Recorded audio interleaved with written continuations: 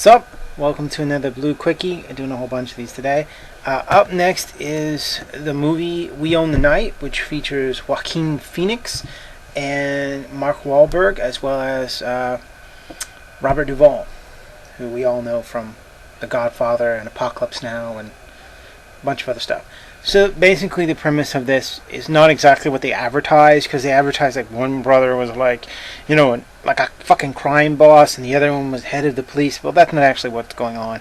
The story is Joaquin Phoenix works for this Russian mobster, but he doesn't really know he's a Russian mobster because all Joaquin Phoenix character does is run a nightclub for him. He doesn't sell drugs, he doesn't run guns, he doesn't do anything illegal. Basically, that's it. And he's going out with Eva Mendes, who has a little bit of nudity in the movie. So if you're dying to see Eva Mendes, you might want to check this one out. But basically, he doesn't really do anything illegal. But his brother and his dad is the one played by Robert Duvall, who's like the chief of police, and his brother's just Mark Wahlberg is just like a cop. Basically, are going to start cracking down on this guy. And as a result, the guy hits back at his family because they don't know that, the Russian mobster doesn't know that they're Joaquin Phoenix's family, and I don't know that he'd give a shit even if he did. Anyways, through a series of things, Mark Wahlberg gets shot, Robert Duvall, something happens to him, and so anyways, basically Joaquin Phoenix is like, fuck it, I'm tired of not doing this. Because the basic concept is that Joaquin Phoenix's whole family has gone and become police, and he's running a nightclub and doing coke with his, Hispanic girlfriend.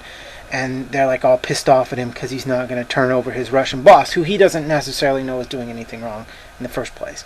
It's a very kind of French Connection kind of wannabe, and I say that only because it wants to emulate that style of the 70s kind of, greedy crime dramas like this, Serpico, and there's a whole slew of them in the 70s that were done by these kind of directors. So anyways, that's the basic concept of it.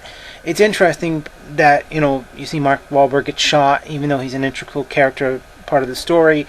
Joaquin Phoenix is absolutely fantastic in this movie, and if nothing else, you have to rent this just to see Joaquin Phoenix's performance, because to me, that's what makes the movie, that's what makes it good. Mark Wahlberg is just okay. He's pretty much just playing a cock, which I guess he does in a lot of movies.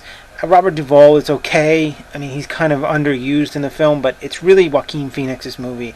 And check this one out, because I thought it was unique and different. It very much tried to replicate that style. It doesn't necessarily come off as well as it could have. Probably a little bit too much pressure from the studio, or just inexperience from the director. I'm not sure which one it is.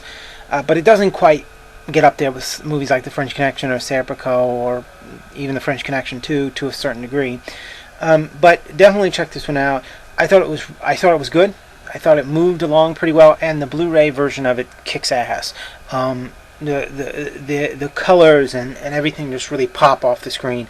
And there's a sequence, sort of a car chase sequence in the rain, that's just absolutely fantastic in Blu-ray. And I've seen this scene in just regular DVD because somebody I knew rented it, and I just happened to catch that one sequence, and it's nowhere near as spectacular. Check this one out on Blu-ray. It's absolutely worth your time. It's a good story, particularly if you like these kind of cop drama type stories. If you're not really interested in that, you may not like it, but just check it out just for that car chase sequence in the rain, because it's absolutely spectacular. Alright, peace.